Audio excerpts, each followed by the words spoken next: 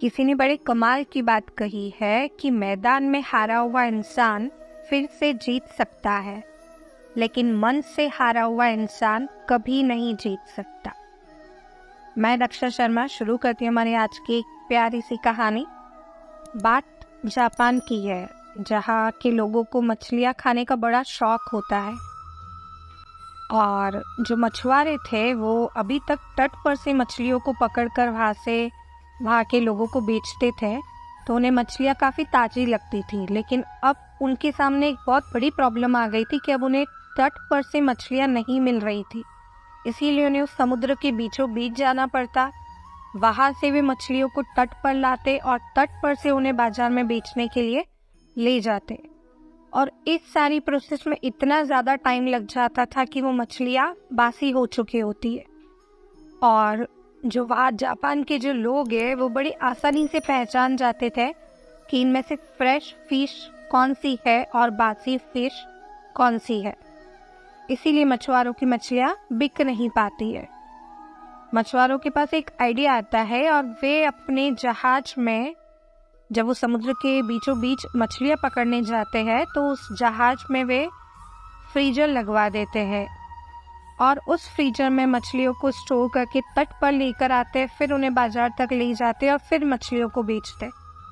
लेकिन अब भी उनके सामने एक प्रॉब्लम आई कि वहाँ के जो जापान के जो लोग थे वो बड़े आसानी से पहचान जाते थे कि इनमें से फ्रोजन फिश कौन सी है और फ्रेश फिश कौन सी है।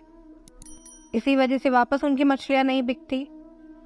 फिर से वो कुछ दिमाग लगाते और फिर से उनके पास एक नया आइडिया आता और वो उनके जहाज में एक बड़ा सा टैंक लगवाते पानी का। और उस पानी के टैंक में तट पर से मछलियों को पकड़ कर लेकर आते, समुद्र के बीचों बीच में से मछलियों को लेकर आते, उस टैंक में डालते, फिर उन्हें बाजार तक पहुंचाते और फिर उन मछलियों को बेचते। लेकिन इस बार भी क्या हुआ, उनके सामने एक नई प्रॉब्लम आके खड़ी हो गई कि मछलियों में वो टेस्ट उन लोगों को नहीं आ रहा था जो एक्चुअल में जो स्वाद आना चाहिए, वो कहीं ना कहीं मिस हो रहा था।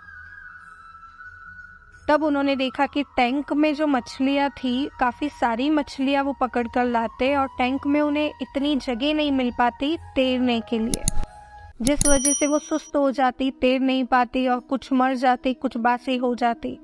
और इस वजह से मछलियों में वो टेस्ट नहीं आ पा रहा था। तीसरी बार वापस से वो कुछ नया दिमाग में अपने आइडिया लगाते हैं और इस बार वो उस टैंक में शार्क फिश को डाल देते हैं। शार्क फिश जो दूसरी मछलियों को खा जाती है, तो वो उनमें से कुछ मछलियों को खा जाती और इसी वजह से बाकी सारी मछलियाँ इतनी चौकन्नी रहती, इतनी अलर्ट रहती कि वे समुद्र के बीचों बीच से बाजार तक पहुँचने की ड्यूरेशन में अपने आप को बहुत अलर्ट रखती और उसी वजह से वो बिल्कुल फ्रेश बनी होती। और इस बार उनका ये आइडिया काम कर गया और उनकी मछलियाँ फिर से बहुत ज़्यादा क्वांटिटी में बिकने लगी। इस कहानी के जैसे ही अगर हमारी लाइफ में भी कुछ चीज़ की कमी है तो वो है शार्क फिश की। अब आप बोलेंगे शार्क फिश की कमी कैसे?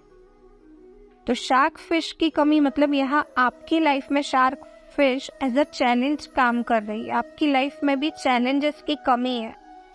हम वही लाइफ जीते आ रहे हैं जो अब तक जी रहे हैं। हम कुछ नया करना ही नहीं चाहते, हम कुछ नया ट्राई करना ही नहीं चाहते, ना ही कोई नया चैलेंज एक्सेप्ट करना चाहते हैं, क्योंकि हमें वो हिम्मत नहीं है कि हम वो नया चैलेंज एक्सेप्ट करके उसको करके दिखा पाए। पर अगर हमें लाइफ में आगे बढ़ना है तो हमें वो शार्क फिश को कहीं ना कहीं अपनी लाइफ में कायम रखना पड़ेगा। न्यू चैलेंजेस को अपनी लाइफ में इन्वॉल्व करना पड़ेगा।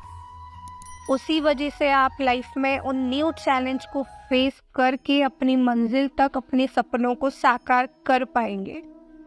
अदरवाइज कहीं ना कहीं वो शार्क फिश की कमी आपको आज नहीं तो कल रियलाइज होगी। तो इसीलिए कहती हूँ कि अपनी लाइफ में न्यू चैलेंज एक्सेप्ट करो, उन्हें फेस करो और आगे बढ़कर अपनी मंजिल तक पहुँच जाइए। आज की कहानी आपको कैसी लगी कमेंट करके ज़रूर बताइएगा। Please like share and subscribe my channel. जल्द ही आप सभी के साथ मिलूंगी अपनी एक नई कहानी के साथ। तब तक के लिए शुक्रिया।